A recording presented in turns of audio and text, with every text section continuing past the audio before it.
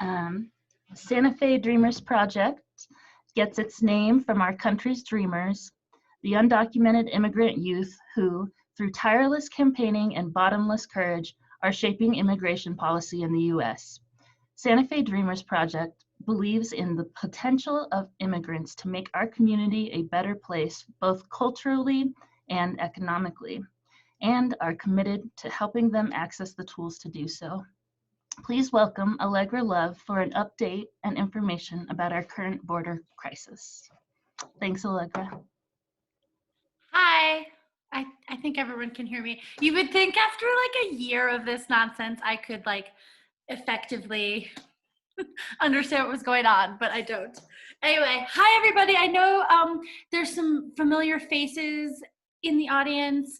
I can't see you though. I wish I could. I wish we were all together. It's been a really long year. I love you though. I want to just start by giving you a little bit of an update from our organization, and then I want to launch right into just like a huge overview of how things are changing under the administration and where things are going.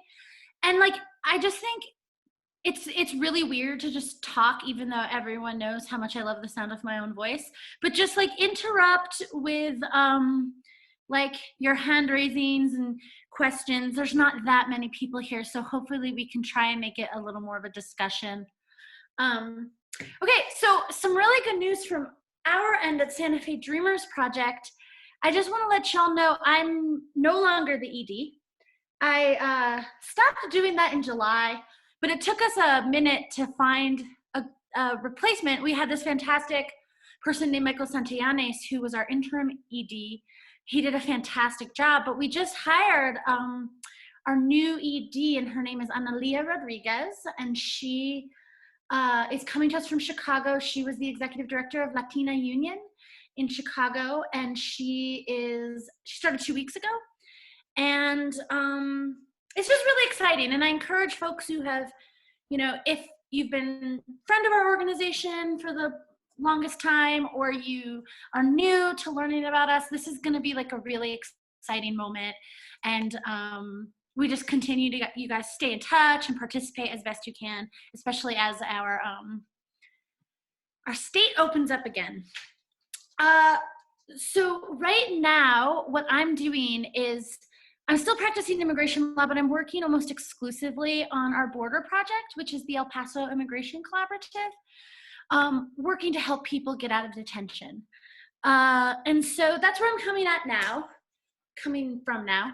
And I, you know, I just want to sort of, God, this is weird just talking at like a computer screen. But anyway, I just want to sort of get into what has changed, what's going to be changing, where we're at. I think there's a lot of people, as a lot of people can see, there's some movement, there's some tension there with the new administration right now. And I want to get into that, sort of figure out how we can think about that in a less chaotic way than it's being portrayed in like the media and the news right now. One of the things I want to kind of urge in this hour we have together is to kind of set aside our like very, very well-deserved bipartisan feelings about our country. The thing about immigration is there's good and there's good policy, there's bad policy, there's Republican policy, there's Democratic policy. And I think it's a trap that we can fall into in this moment to just constantly be thinking about, well, Trump was really bad and this is better than Trump. And I know that's hard for people. And I'm like as glad as anyone that Trump is out of office. He did some truly evil things when it came to immigration policy in our country, and brought some of the programs we have to our legal programs to like the brink of destruction.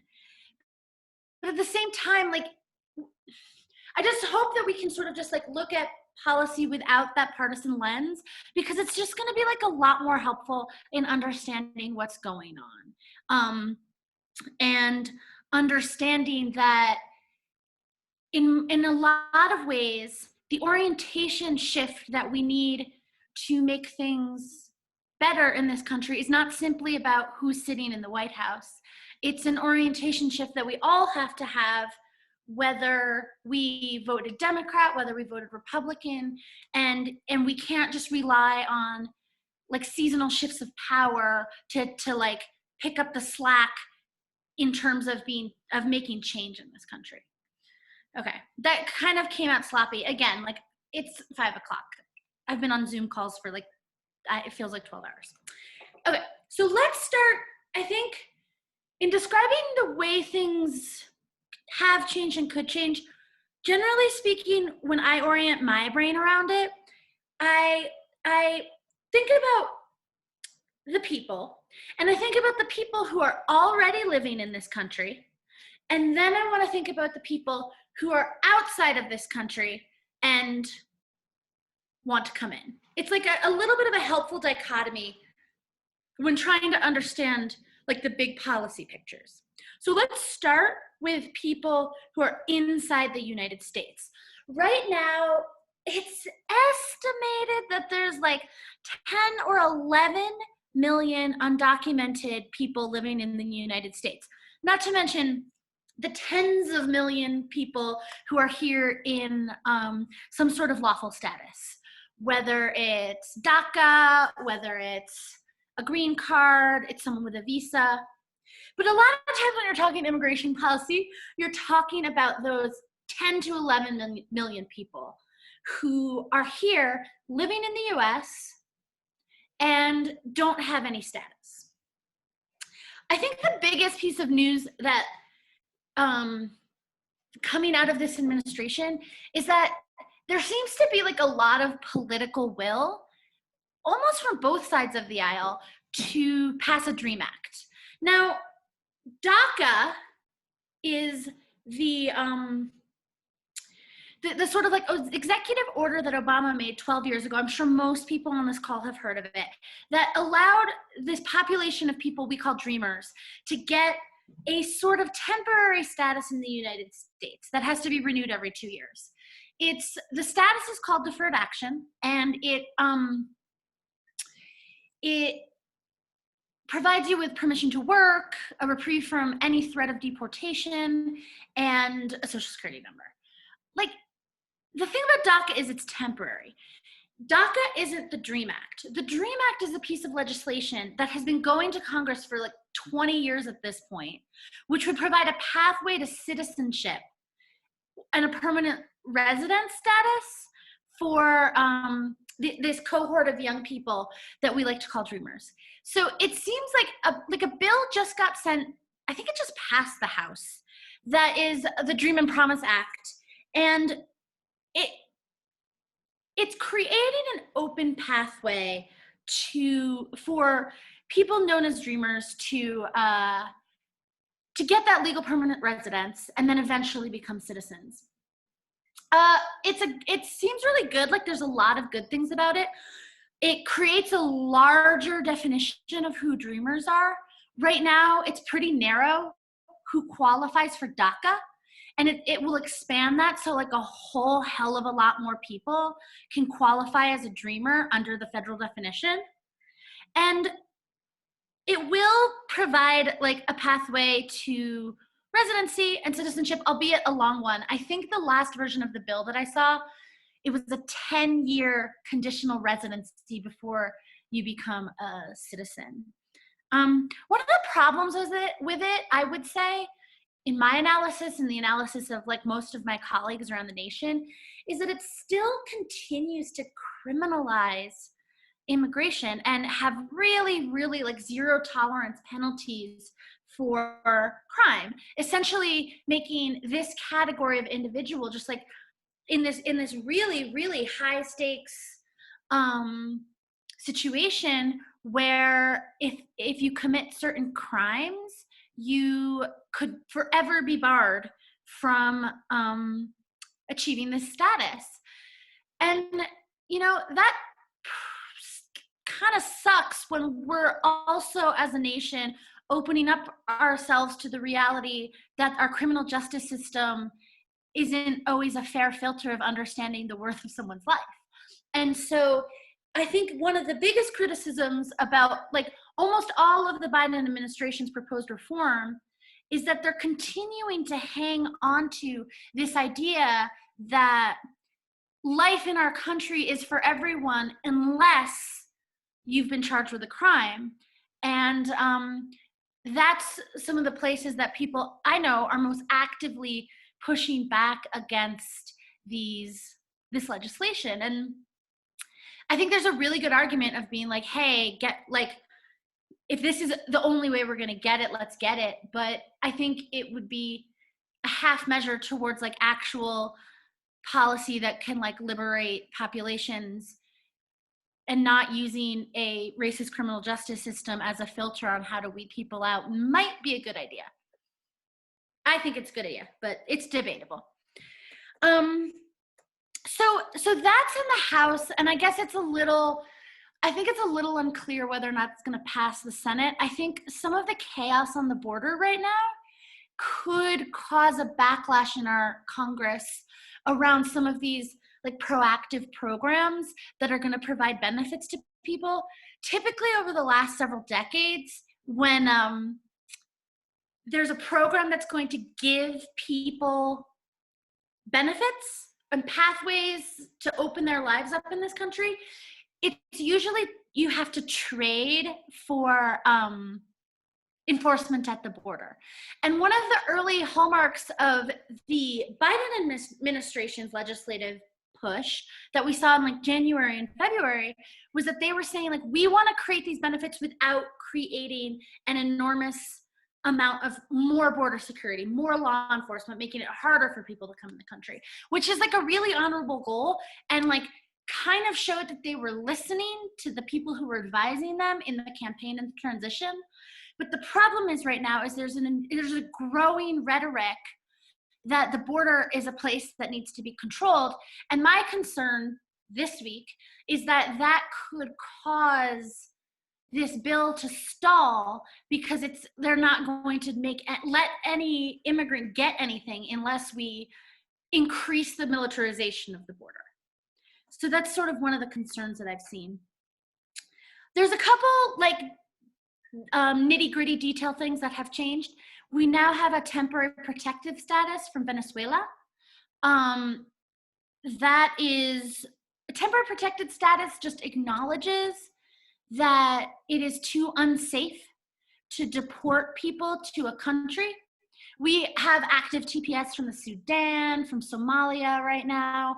We activate TPS for natural disasters, for diseases, like if Ebola is in a country. You know, Nepal got a TPS when there was that horrible earthquake several years ago.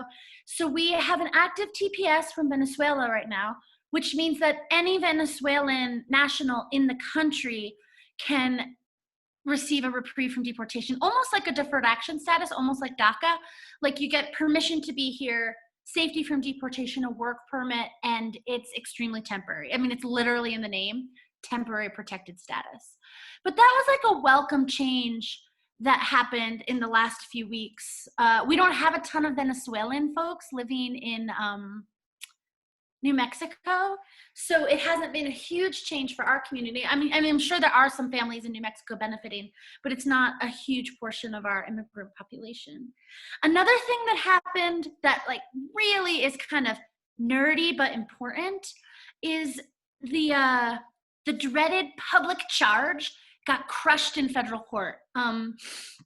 The public charge was this thing that the Trump administration came up to, which essentially amounted to a wealth test, where that if you had ever had any access to public benefits, certain public benefits, or you didn't pass a wealth test and it would, and you could possibly in the future have to use public benefits, you were categorically barred from like legal immigration programs. So it's basically like taking a legal pathway to immigration, which can often feel like an eye of a needle, and then just closing it up so much because you also had to have a wealth test. You're looking at like families and populations that have been completely hobbled by bad economic policies for immigrants in this country, and then being like, if you couldn't emerge from that with enough wealth to satisfy this test, you are never ever going to be able to adjust. It's classist, it's racist, and ultimately the courts found last week or 2 weeks ago illegal.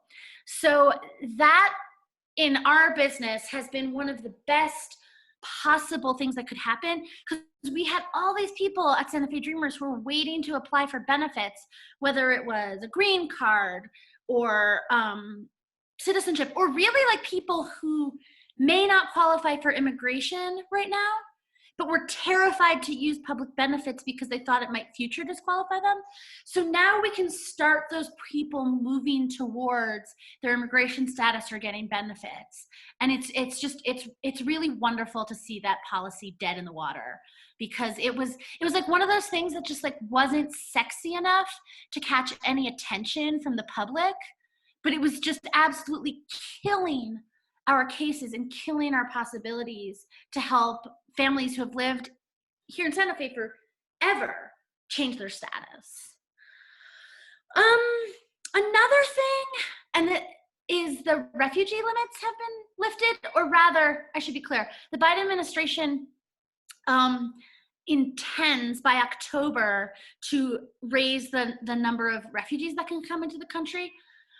Between the Obama administration and the last year of the Trump administration, it was like absolutely gutted to like a shamefully low amount. And I don't have it off the top of my head, but I mean, I think it was like 10 or 20% of what it was when Obama was the president. And so Biden's hopefully going to restore that in October. That's one of the promises that he made. I think that it's really important when you talk about refugee numbers to remember that refugee programs are not available to everyone in the world. Most notably, there are no refugee programs coming out of the Americas. From the bottom of Patagonia all the way up to the top of Canada, you can't enroll in refugee programs. Refugee programs are when you enroll with the UN or you go to a camp and you declare that you're not safe in your country and your case is processed in like a third-party country. Africa and the Middle East and Europe have refugee programs, but there's nowhere, say, a Honduran can go to have a refugee status processed. I think a lot of people don't understand that. And because of that, and this is what we'll get into in sort of like the back 15 minutes of this talk, is people have to ask for asylum if they want protection from persecution and war in this country. And so when Joe Biden and his administration says that they're raising the refugee limits, it will affect a lot of people who have been waiting outside of our country to be resettled, but it will not affect the current migration sort of dynamics that are happening in the Americas. So that's kind of it so far. I mean, there might be changes in employment immigration. I do not fuck with employment immigration. I don't know anything about it. Sorry, I shouldn't have just cursed. Sorry. I do not take employment immigration cases. So I have to admit, there may be changes that have come through this administration that affect how people get their employment visas. But really, this is like the family and humanitarian changes. That's about it that we have right now. I mean, the Biden administration sent some pretty ambitious legislation, like day one, to Congress about an enormous reform that would create pathways to citizenship for like millions of people. I think that the general consensus I've been seeing with analysis in the news is that reform package is very, very, very unlikely to proceed in all its glory, right? That it's possible there might be some piecemeal reform happening, but that, you know, in the absence of a change in the filibuster or these culture and identity wars that are playing out in our Congress, it's going to be like extremely difficult to actually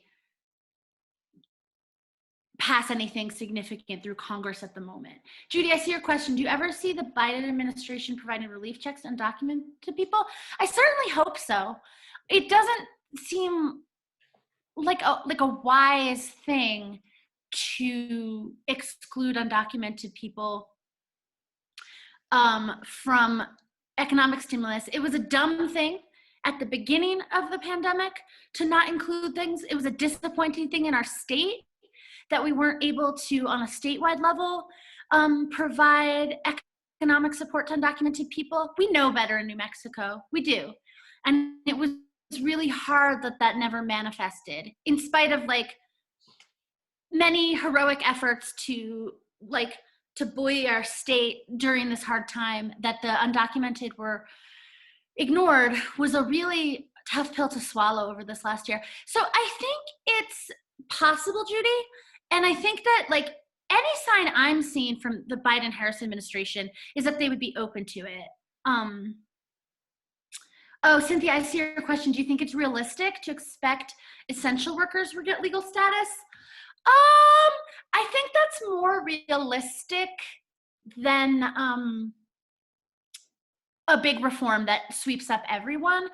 But I also think it's kind of one of these traps we fall into all the time when we talk about immigration in this country, is we like innocent people and we like heroes, right? And so it's like, that's why everyone loves the Dreamers so much. They're just kids who were brought to this country at no fault of their own. We love the good immigrant. So you know, like essential workers, like we love the narrative of the good immigrant. And what it does is it might cause changes for those people who can fit into those categories, which are hard to complain about, right? But it continues to set up this dichotomy of good immigrant and bad immigrant that is causing all this trouble in American policy and has been for, you know, ever. And so I think when the folks who I run around with around immigration policy, I think that's one of the things that we like to identify most as like a problematic trap that sets us up for crappy policy, is constantly just having it fall along the lines of good immigrants and bad immigrants.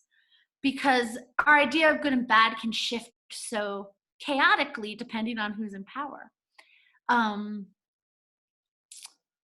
Yeah, so I guess one other thing about people inside the United States right now that's really important to understand is the deportation moratorium and the new enforcement priorities for ICE.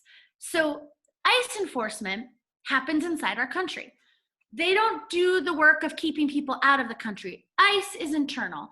It's for keeping people, it's for policing the people who are inside of the United States. Actually, ICE doesn't even have jurisdiction on our borders. They can only operate 100 miles up from the US borders. And so the Biden administration tried to do two things. One of them was effective, one of them was just a complete fail. The failure was this 100-day moratorium on deportation. Basically, they were like, we're not going to deport anyone. We're just going to put a stop to people being removed from this country. And I think the idea about this was sort of this acknowledgement that our deportation system is really bad and that they needed some months to sort of like study it and learn about it, and just putting a pause and a moratorium on its actions could provide space for that. Well, that didn't work. The state of Texas sued, and a judge in Texas, a federal judge, said that it was unconstitutional, the moratorium, because, and this is lawyer talk, which means I barely understand it, but essentially the right to deport is statutory. It's in the Immigration and Nationality Act in Congress. And what I guess what the crux of the argument that's currently prevailing in Texas is that the Biden administration can't simply make an executive order to ignore the statutory right to deport someone who has a removal order. So actually, like since the moratorium came out, I mean, we're deporting thousands and thousands and thousands of people a week. It's heartbreaking. Thousands of people, children, adults. So that's been kind of a tough blow, and I think it actually kind of shook the administration, who tried to take this really bold action and then got immediately smacked down in federal court. I mean, it's the same playbook that like the Democrats and people like me took against Stephen Miller in the Trump administration. Like they would try and do some nasty, bold action, and we would be like, fine, let's take it right to federal court. Now, we would take it to court in the Ninth Circuit, and now they're going to be taking things to court in the Fifth Circuit. If you think about it in that back and forth, you realize like, this is a horrible system. Just like flip-flopping presidents who want to take these extreme actions and then having the whole thing tied up in court. Like we can't have this chaos and these power dynamics rest on who is sitting in the White House. It's not great.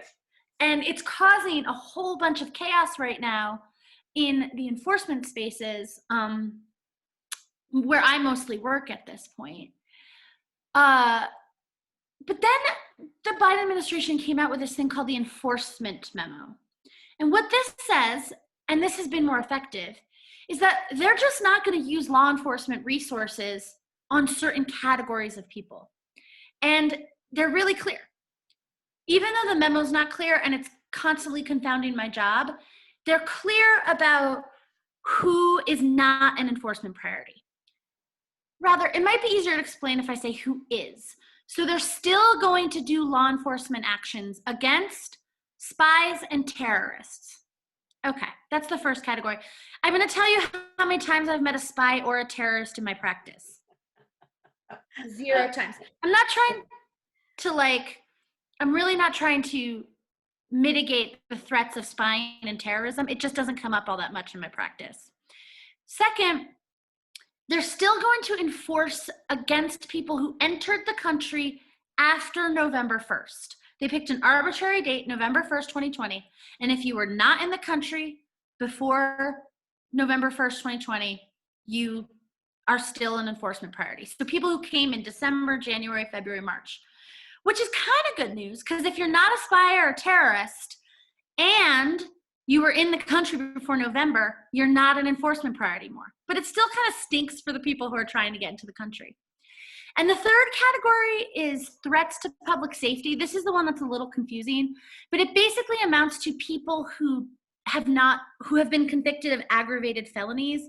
Aggravated felonies, like a term of art in immigration law, it encompasses all sorts of crimes. You can probably imagine them, the bad ones. And it's another tough one, right?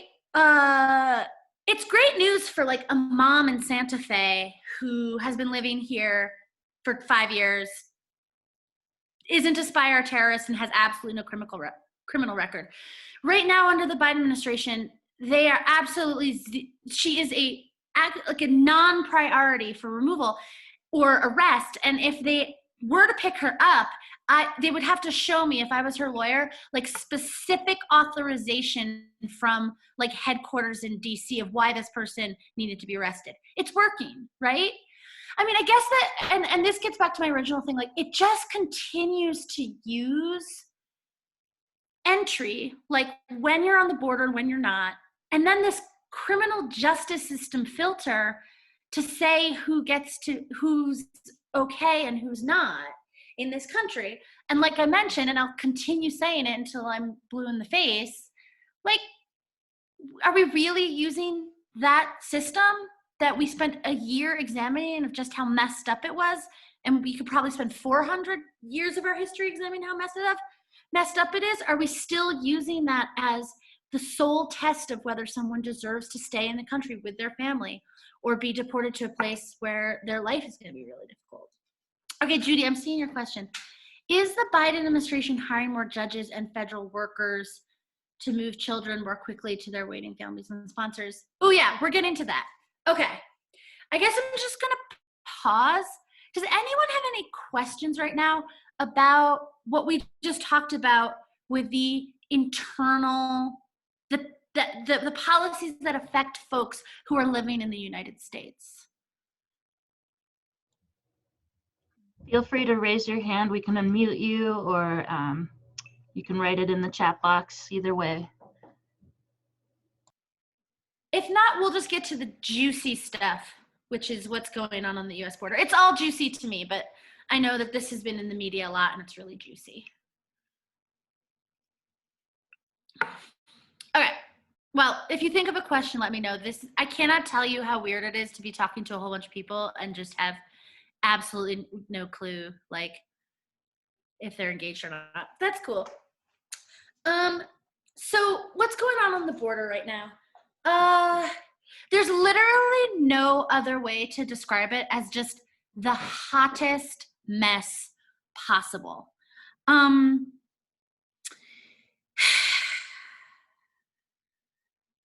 Okay, I'm literally just like I told my sister, I haven't really spoke very publicly about immigration in quite some time just because of the pandemic, because I've been laying sort of low. And I told my sister, like, when I start talking about the border, there's like a chance that I might just like let out like a minute-long primal scream and shut my computer down just because it's so confounding how this is all playing out. To understand what's going on at the border, like, you have to understand, like, there's one thing that's so completely there's two things that are so completely critical. Okay, number one, asking for asylum is legal, right? I mentioned before, like 20 minutes ago, that there's no refugee program in the Americas. The only way that you can seek protection in the United States or in the Americas is to go to another country and ask them for protection. You have to be there, you have to be inside. You can be at the port of entry knocking on the door, or you can completely legally cross the border between ports of entries. I won't even call it like illegally crossing because it's not illegal. Just cross the border between port of entries and tell the first US official you find that you're seeking asylum. It is completely legal. It is the prescribed way to seek protection in the United States by like the UN conventions and the UN like High Commission on Refugees. There's nothing illegal about it. The Trump administration and Stephen Miller, and to a certain extent the Obama administration, spent the last half decade trying to make it illegal, trying to do everything they can with executive orders and court cases and just like generally horrible behavior to try and make it illegal. And if not illegal, so scary, so torturous, and so full of suffering that no one in their right mind would want to do it. So one of the cornerstones of that in the last year is this law called Title 42. And that's the second thing you have to understand, that none of it's illegal. Coming to the country to ask for protection isn't illegal. And there's this law called Title 42 that's actually a public health measure for the CDC. And it has closed the border because of the pandemic. And it's been in place since March. Meaning, under this order, we can expel people out of the country without any due process. You can't get through the ports without a visa or a green card. Like, normally an asylum seeker would be allowed to approach the port of entry and say, hello, I'm here to seek asylum. Can't do that. That's just not a non-option right now. So your only other option is to cross between the ports. And under the CDC order, you can be immediately expelled either to Mexico or your home country without any examination of the threat to your life or whether you have like an actual cognizable right to asylum in this country. Like, you have to understand about asylum, like, just because you come and ask for it doesn't mean you get it, but you do have certain rights to have like due process rights to make sure that we're not sending you back to a place where you're going to die. It's called the principle of non-refoulement. Anyway, so that due process right to asylum has been absent for a year. And everybody knows it. Nobody thinks you can come and ask for asylum in the country because families and individuals are jammed up against the US border, sleeping in the streets of Mexico. I mean, if you saw that, there was like a New York Times article about this last weekend, or maybe it was 2 weekends ago, just like families like face down in the dirt. I mean, just abject human suffering because you can't get through the border. And if you try, that they are expelling families on planes directly back to the country they came from, or like if they can't get them on a plane, they just throw them back into Mexico. So what's happening, there's a lot of things that are happening in this moment that are causing like a quote unquote crisis.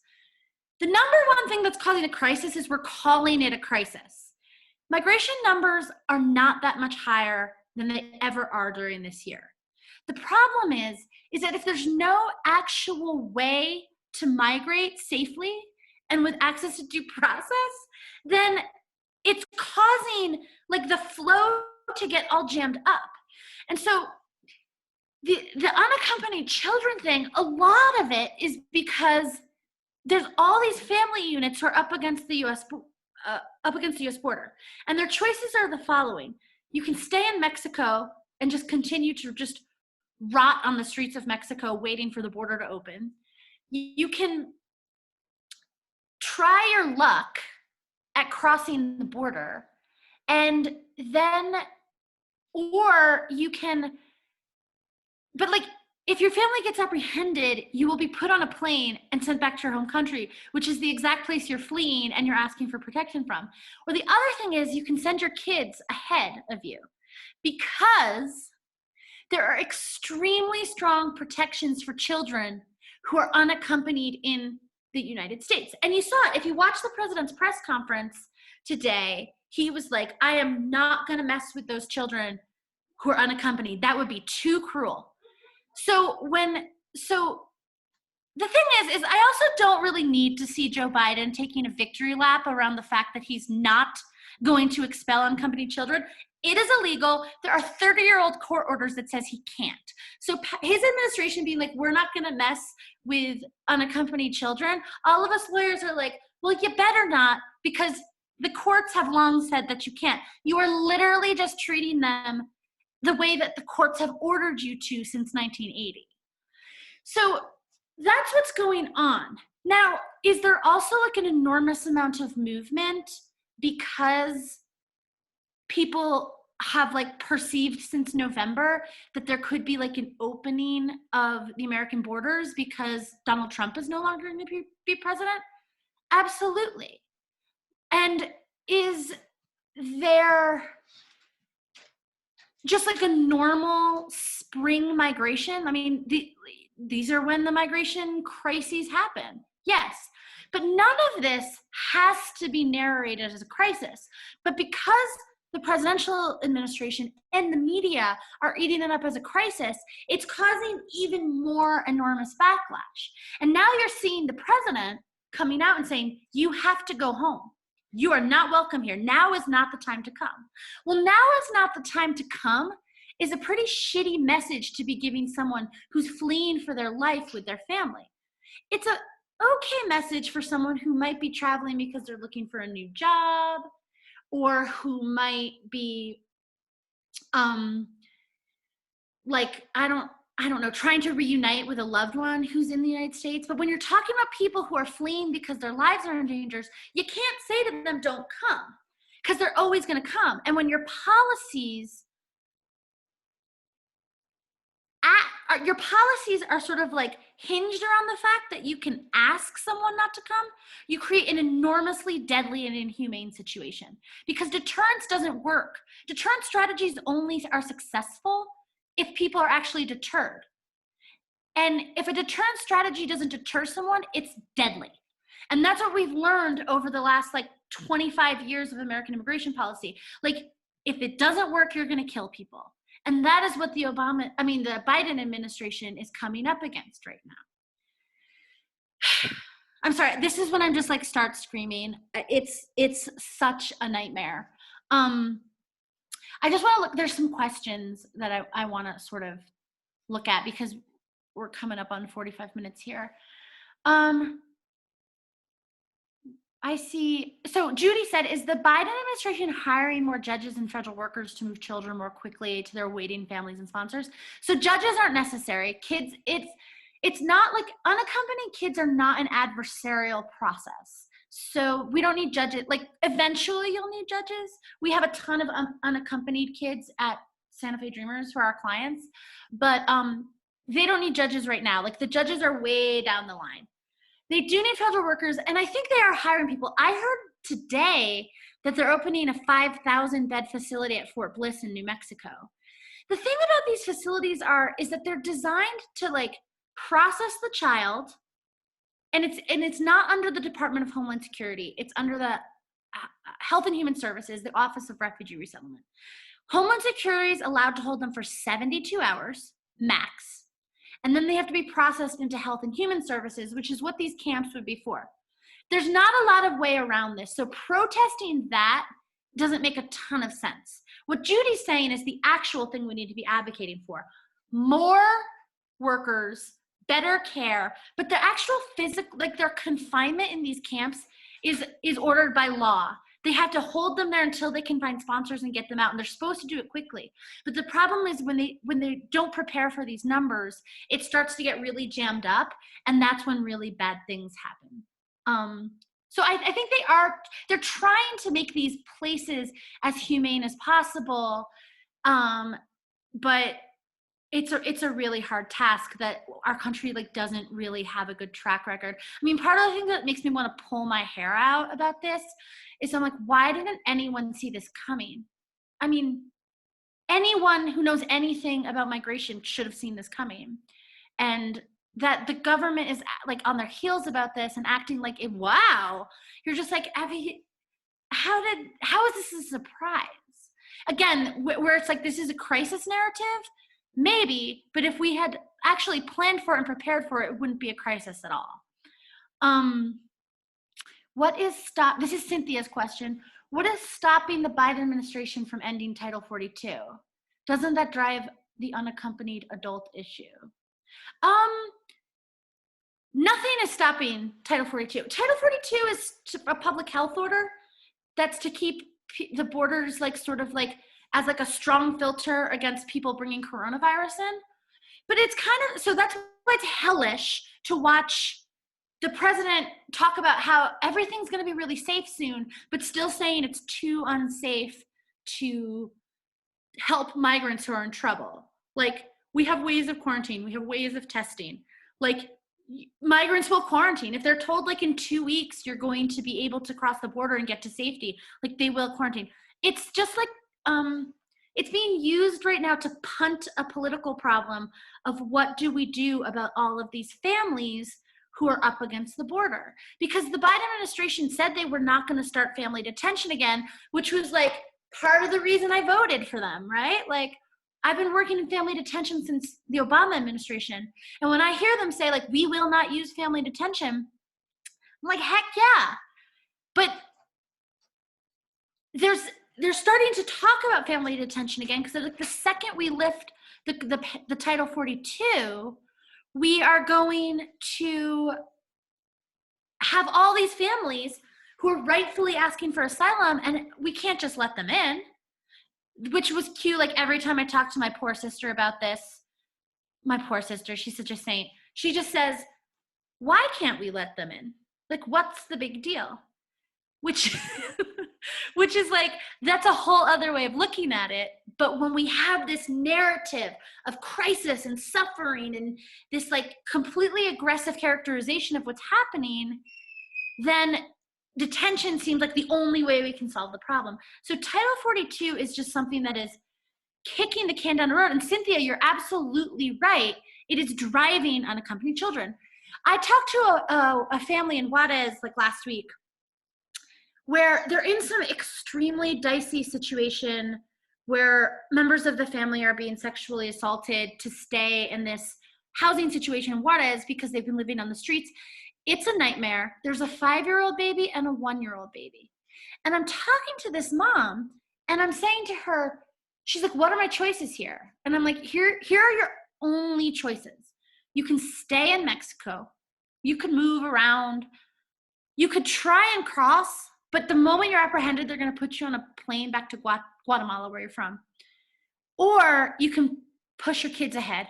If like, you're just like, I need to get my kids out of this situation. So, you know, I honestly, like my brain breaks when I have those conversations because like, can you imagine? So this is, it's like, I'm like starting to stammer because it's so hard to talk about, but it's like, this is why I've been saying, and my colleagues have been saying, family separation is happening under the Biden administration.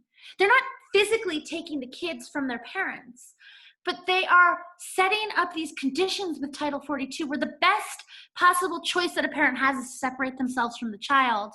And that is the most unnatural thing in the world. It's so horrifying. And all they have to do is lift Title 42 and face the fact that there are going to be families to migrate, and we need like a loving plan on how to process them safely and make sure that they're not being hurt and safe. Lynn, your question about asylum claim and what percentage of people from Americas have a meritorious claim is just like the substance of my entire career, and I'm not sure that I can give you a quick answer, but the asylum definition isn't simply that you come from a dangerous country. It's that you either have experienced violence or have a well-founded fear of violence that is connected to your identity and your country, and that your country would be unwilling to protect you or unable to protect you from it. It's when I go to court and I'm arguing and I'm pacing around in the courtroom and pointing my finger at people, it's to litigate that my clients fit into that definition. And the number of people that have meritorious claims from the Americas is a really, really hard thing to say because we've warped the asylum definition to disqualify people from the Americas, because that's who's putting migratory pressure on us. Like, this is what Obama and Trump have been did for years, is being like, well, if we can't stop them from coming, how could we just disqualify them from the benefits? So a lot of the case law and the executive orders that have come out over the last decade have been to just be like, yeah, maybe Hondurans just don't get asylum. We'll just say that people who are fleeing gang violence don't qualify for asylum. And then I'm in courtroom screening. So it's a really, really sticky issue. And I think maybe, Lynn, like one of the things that we can take away from this is asylum isn't always the best tool.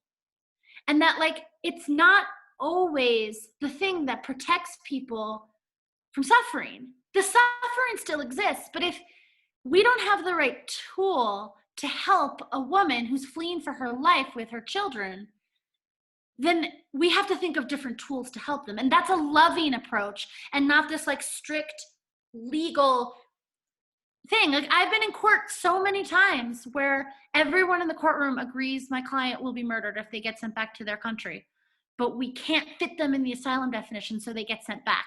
And everyone is like, we all did our job. They had their day in court. Yet I'm left just sort of standing there, probably sobbing because it's me, just being like, how did nothing I could do stop this person from being sent back to their country where they could get killed? So it's really, really complicated. Ken asks, is Mexico granting asylum to asylum seekers? Yeah, I mean, unfortunately, it's probably harder in Mexico to get asylum. And it's not a much easier chance than it is here in the United States. The Trump administration tried to pass a law that said if you passed through Mexico and didn't apply for asylum, you would categorically be excluded from asylum in the US. That's illegal. None of the international asylum laws specify that you have to go to a certain country. You're allowed to choose the country you want to ask for asylum in. It's part of the humanity of the law. I think that's all the questions that I see in the chat box. Are there more? I mean, I think you can like raise your hand or just shout it out and they'll let you in. I want to make sure everyone gets their time. I see Sarah. Hi, Sarah. Oh, no? Yeah, sorry, I was just gonna ask whether the percentage of asylum claims that are being granted is changing, or I would imagine that it's like how only like 2% of people who go through the Texas courts actually get their asylum claim granted. Like, are those percentages changing just because of the change in climate at the level of the administration, or will that just take like literally a whole new generation of judges? Yeah, I think that it's going to take a whole new generation of judges. I mean, we're certainly not seeing anything in the last 2 months. Also, to be fair, like, I haven't been able to bring a case to a hearing in the last 2 months because the majority of my clients who we were preparing for hearing, I only work in detention. And so the majority of people who we were preparing for hearing have either been released finally because of COVID-19. We got some really good court orders that were like, you can't hold people. Or we were able to successfully argue that they should be released because of the enforcement memo, saying that they have been detained since before November 11th, November 1st, and that they should not, they don't fit the enforcement priorities of the administration. So I haven't seen a change because I literally haven't been to court, but my best guess is that this culture of who is a judge is going to take a really, really long time to fix. And we need a lot more judges too. I just talked to a colleague of mine who just filed an asylum case for like a non-detained case, and it was scheduled for 2024. We have like a 4 or 5 year backlog in all the asylum courts in the United States. So there's gonna have to be a change of culture. And I don't know, like Sarah mentioned, the court I work in Texas, in the Fifth Circuit, we have a 2% approval rate. And it's not because our cases aren't meritorious. It's because we have the worst, most deadly judges. I mean, Santa Fe Dreamers sued the Trump administration 2 years ago to just be like, this is not a fair system and you need to just destroy it because you've violated our clients' rights so much working in these courts in Texas. We'll see how that lawsuit goes. It's in discovery. Lawsuits take a million years. We'll see what happens. But that's a good question. And all of this is super complicated. And I think that one of the most frustrating things that I get from the public is like, they're like, well, what should we do? And it's like so hard to come up with like a solution like that you say when you're looking at dozens of years of policy that is based on this just like rotted out concept that immigrants have to atone for their for wanting to come to this country, and the criminalization and the militarization. Like, there's no simple solutions because we've dug ourselves in so thoroughly into this like law enforcement, militarization, criminalization of the migrant and the border. And it's kind of like trying to wrap your head around like defunding the police, or how are we ever going to like have a criminal justice system that doesn't just destroy Black lives. It's not easy. And this is why I'm saying, like, thinking that it's just going to be a political shift, like it's just about voting Democrats into office, is an error of thinking. And it's going to, like, we have to commit to like radical, loving changes. And not just because like the people who are living in our country or trying to get into our country deserve better, but like also because we deserve better. We deserve to live in a country where we're not seeing suffering children sprayed across the headlines of our newspapers day in and day out. Like it's a miserable existence to have that we've been in for like a decade of like, watching our government just mismanage the lives of children on our border and just wondering why we can't do any better and being told that we can't do any better. It's a nightmare. Sorry. Yeah, I started out calm, but as usual, I'm just like off my rocker by the end of the hour. I think it'd be unusual if you weren't, honestly. Are there any other questions anyone else want to ask or make any comments?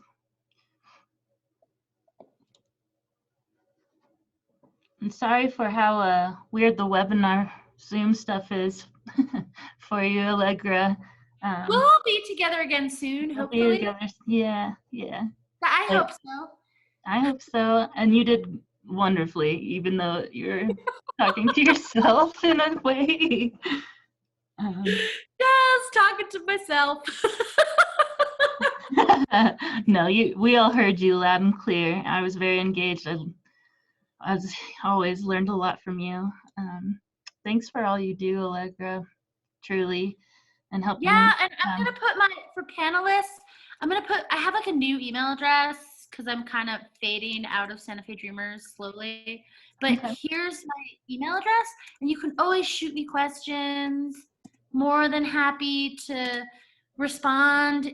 Stay in touch with Santa Fe Dreamers. I know as our community opens up again, we're going to be giving people more ways to stay connected and engaged. It's been a hard year, but we're going to come out of it and